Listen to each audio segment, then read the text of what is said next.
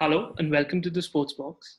And we're back again. We're back again with a small episode of transfer rumors. And we'll try to cover the biggest deals that have happened or are on the verge of happening. And a lot of stuff is going to happen. A lot of rumors are going to come out, and we are trying our best to bring you only the transfer rumors that come from trusted sources. So, you know, there are a lot of even fake accounts who are making a living out of transfer rumors. We don't want to uh, add to the chaos that is going to happen because it's going to be a very short transfer window. So Puneet, let's just start and let's start with probably one of the most expensive players to who is being linked to Manchester United, and I probably expect him to be the most expensive signing this season. So let's start with Jadon Sancho. What do you have on him? So Jadon Sancho, I think the news is pretty clear that I think that seemingly United have been dealing with his team for quite some time now. However, they have never gotten into official negotiations. There are reports which are coming right from Fabrizio to Simon Stone to other tier one, tier two reporters that negotiations have begun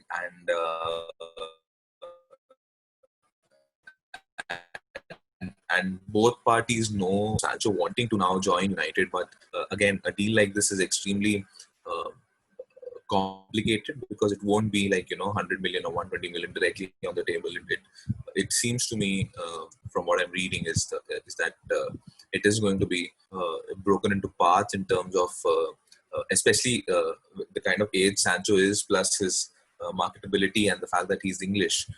United would like to uh, keep a bid in terms of which has clauses in it, performance based and incentive based, uh, and which would go up to a value of 100 plus or closer to 120 110 million, starting with 80 million in on table fee and then clauses. So this is what the latest is on Jadon Sancho. The signs are good, at least the United handles, or the ones which are a few trustworthy handles. I think the United Link, and there are Muppeteers, and these guys have actually come. Even Simon Stone, for that matter, who's tier two, and even Fabrizio had mentioned this last week that the desire is now clear from both sides. How the deal comes through and how long does it last will depend on the negotiation tactics and when would United, put a larger amount of fee, because Dortmund would want to get them as close to 100 million and then on the direct fee as much as possible. So yeah, I also have done a fair bit of reading on that deal, and I was listening to Christian Falk on a podcast, who's the editor at Build, and he's the head there. So he is one of the most trusted sources apart from Fabrizio Romano, and he told me that there is a good possibility that Dortmund are in no need to sort of sell Jadon Sancho this year. Next season probably will be the year where they'll be more desperate, but considering the fact that they know how highly he's rated, and a very interesting thing he pointed out, Christian Falk, was the fact that because Jadon Sancho is playing in the Bundesliga is getting a lot of English viewership as well, which otherwise, the Bundesliga is a league which is ignored. But because there's a top English talent, and now you can see the likes of Bellingham, who's again, Jude Bellingham. a deal almost done, which is done. So Jude Bellingham is another young 17-year-old English player who's going to the Bundesliga. So if you actually look at it, um, a lot of big clubs from the Bundesliga are buying from England, and a lot of big clubs from England are buying from the Bundesliga. So there's been a good experience going on. If you look, Sane just moved to Bayern, which is again, a deal they were quoting for a long time. So the idea here is they're going to hold out for the price, and United will obviously try to reduce the upfront payment. And even if they have these add-on clauses, they're not going to be something very extreme. They're going to be very realistic ones, so that most of them are achieved at the end of the day. Like in case of a Bruno Fernandes, if they finish in the top four, they get a certain amount. And when Hazard probably went to Real Madrid, if he wins the league, Chelsea get 15 million. So these are realistic targets for the respective clubs, because that is something, they are there. So obviously they are looking at something like that. Let's see what happens, but it's far from a foregone conclusion. I think the only club that will be able to afford Jadon Sancho and has the willingness to go for Jadon Sancho is Manchester United. But again, the price, they quoted some number about there was a fake report which was resurfacing that United are going to pay 50 million and make it take it or leave the deal. So that's not going to happen because United are the club which are in a bigger need for the player. So it's going to be like you mentioned, somewhere close to 80 to 90 million is going to be the upfront payment, and on top of that there are going to be add-ons. So let's see what happens there. And another big transfer, again from Chelsea, from the Chelsea end is Kai Havertz. We spoke about him in detail in the previous game, and they're very close. Personal team, personal terms have been agreed, so that has been taken care of. The only thing now pending is an agreement, and that again Chelsea is again going to hardball on the same lines. They are trying to close the deal at 70 million euros, including add-ons. So they're expecting probably something, last season when Bayern wanted Havertz, they were asking for 90 million pounds. And now there is a good chance that they may agree between 70 to 75 million euros or maximum 80 million euros. So that will be like a slight discount, not a very big discount, because again, the reason Leverkusen want to sell Havertz more as compared to a Borussia Dortmund is because Havertz has 2 years left on his contract and he's not going to sign a new one. So if they don't sell him this season, then next season he's going to go for a very low price, and there's a good chance, a Bayern Munich will come and buy him for a very good price. So they don't want that to happen. And he probably would have ideally wanted to move to Real Madrid or Barcelona. Most probably Real Madrid was a club that he wanted in the first place. But then obviously because of the scenario and also understanding that he's a young player who's not really played at a very high level for a very long time. It's true that he's broken most of the, records that were previously held by Timo Werner for the youngest player with the maximum appearances, maximum goals under a certain age. So he's done that. But that deal looks close. I think it should happen. I don't think there are a lot of, unless there is some big thing which goes, or suddenly a big club just comes in and say United says that we can't get Sancho now, we'll go in for Havertz. So that is what is going to happen. But what is being rumored and reported is the fact that he's almost on the verge of signing, and he wants to sign before the Europa League starts because he doesn't want to get into into have sort of a conundrum where he's not interested in playing for the club and then go into the Europa League. So that is with respect to Havertz, hoping that probably by the end of this week it'll be clear. So if at all, even if it is not confirmed by the time the Europa League resumes, and if he's not in the starting lineup, that means, if he's not on the team, it means that the deal has probably been. There's also Leroy Sané press conference where he almost leaked it out, and Rizzo had given a response that it's almost clear, but there are only a few clauses left to iron out. Yeah. So that was again. So there are a lot of hints. I don't think this is something which is a rumor. It is very much something which is a deal which is almost on the table, and it'll go one way or the other. Then another deal that Napoli have struck is they've signed Lille forward Victor Osimhen. Apparently, it's for 50 million euros plus add-ons, which is a big amount considering Napoli. And, Napoli generally, even if they buy players in the range of 30, 35 million, which is, acceptable in today's market. But 50 million plus add-ons is a big deal. And the add-ons are going to be significant as much as I know. So it could go up to 60, 65 million, which is a big amount for Napoli. So it could mean that Koulibaly is probably leaving because that is one way they could probably fund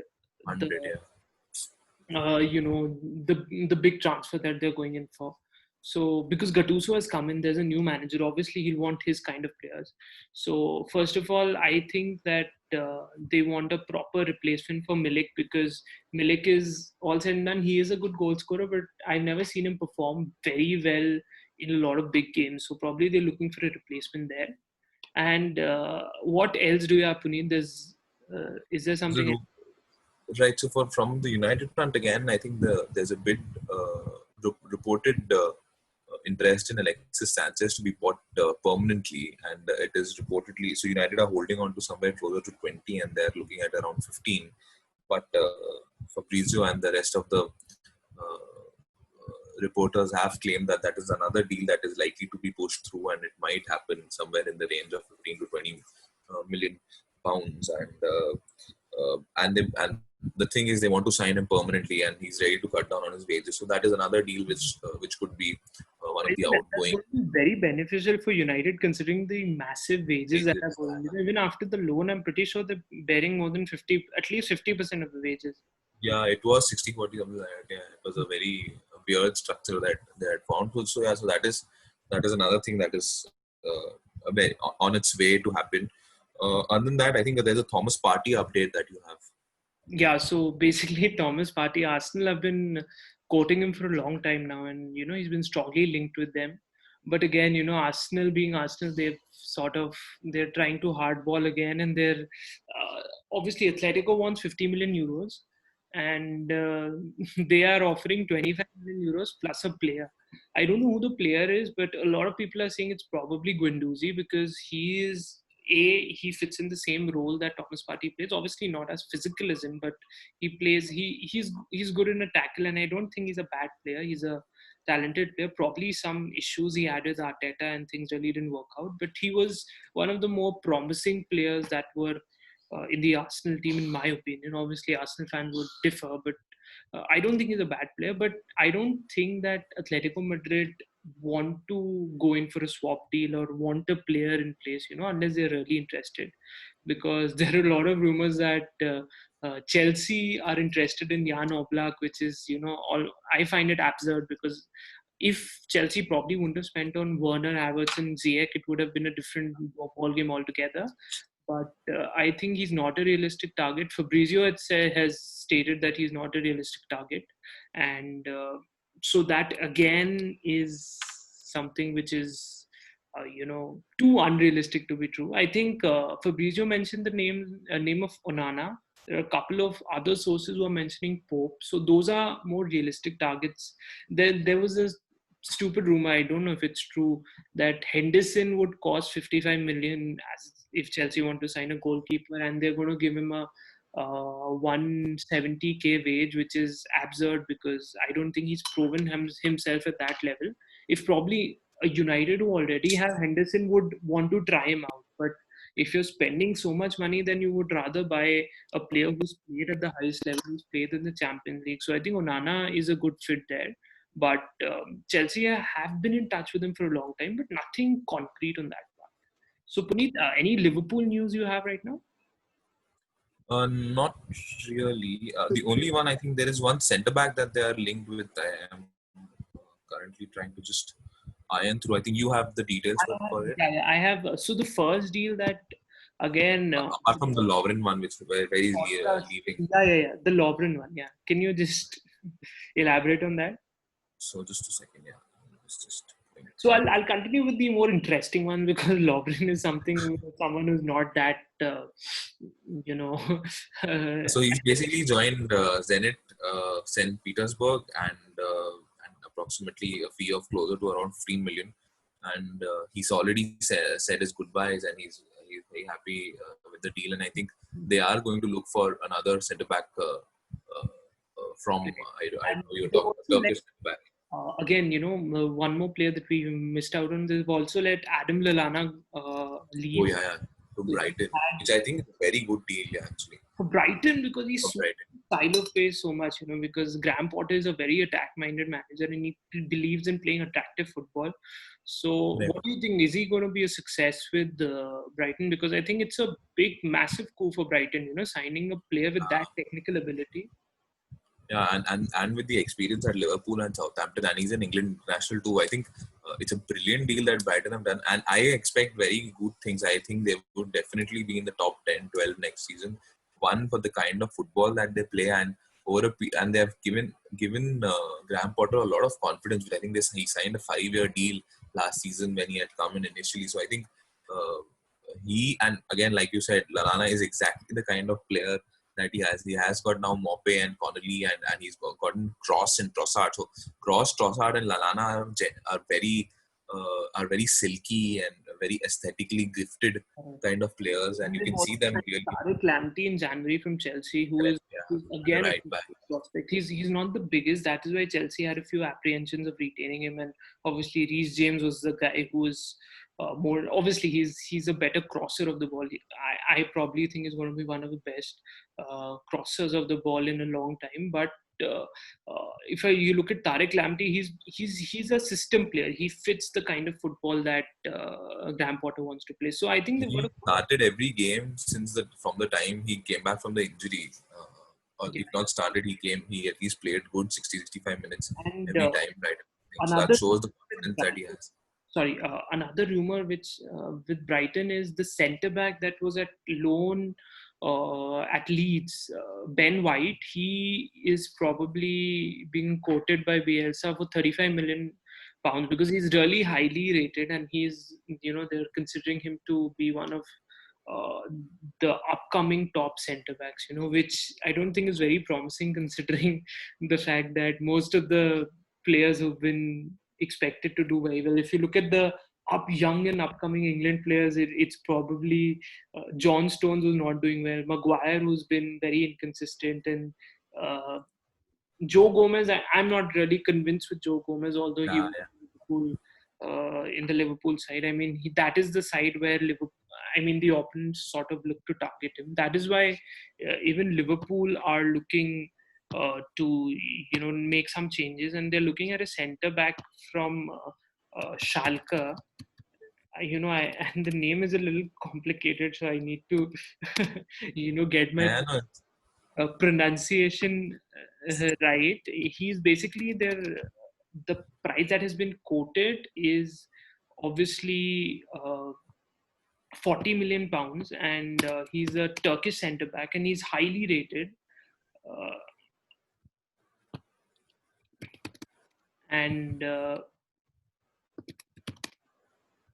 Yeah, so this again comes from very trusted sources, which Christian Falk sort of, he has this tendency of, whenever there's a rumor and he's sort of in the mentions, so he just retweets it with a true or a not true. So okay. if he thinks that the rumor is credible, he gives it a true, and if he thinks that it's just a BS, then he doesn't mince his word. He just says not true. So Ozan Kabak is the player that Christian Falk has stated that he will be. Liverpool are interested, and so we don't know how, it's not on advanced stages. It's just that there is a certain amount of interest. They'll probably decide what price they can afford him for, because even Liverpool are not in a very good financial position at this point of time. They're also linked with Thiago Alacantara, who I think would be a terrific signing for them, because I probably think that the only thing that midfield sort of lacks is that bit of creativity. They don't Creativity, have Coutinho left, and Thiago Alcantara is not one as of the best, man. attacking or as aggressive as Coutinho, so he'll also provide some kind of balance. He's a proper CM. He's not a But AMF. he's a delightful player, man. I would be really envious if he joins Yeah, because Liverpool. That's how he is. that is the deal with Alcantara. He has a 2-year contract left. So if Bayern Yeah, plays one more year, and they are particularly stacked in that part of the that part of the midfield. So they have Tolisso, they have Goretzka, and they have Thomas Müller, who plays as the attacking midfielder. He can also play out wide. So they're not really looking at a centre back right now. So I don't think a centre midfield right now. So I don't think they are going to buy a replacement. So they are more than happy to sort of, their basic idea was to replace robbery. So Ribéry and Robben were the sort of sign of that Bayern Munich team which won the Champions League in 2013.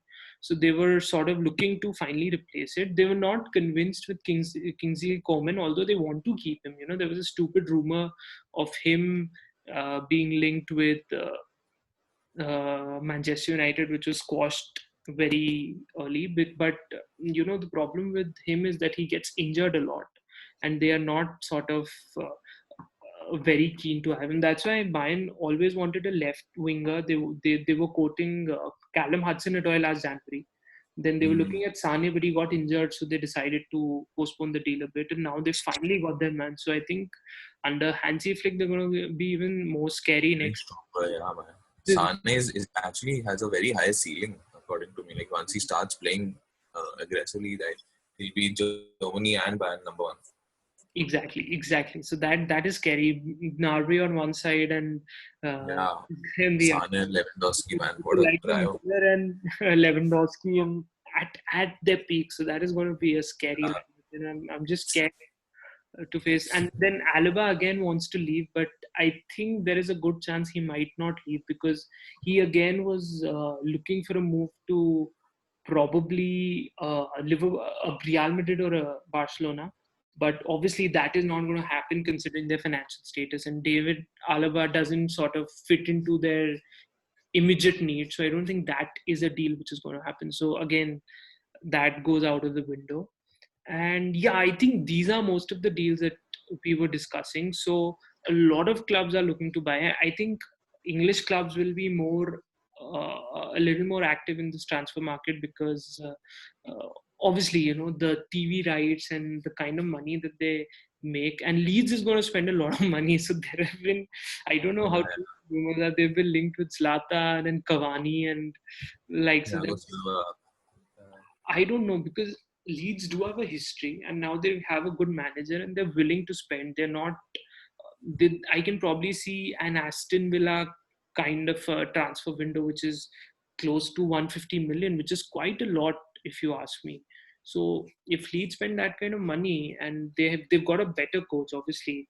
No disrespect to Dean Smith, but Bielsa is absolutely one of the best coaches in world football. So I think that they could be good candidates to finish in the top 10. So anything else, Puneet? I think we've wrapped up most of it. So is there any other news? I think just a small point before we leave. I think the clubs at the bottom or the ones that have relegated, I think they will see a lot of players. They have decent, so a few names which quickly rise up. I think Abdoulaye Doucouré, Ismaila Sarr are two genuine players from Watford that could see some, friction happening.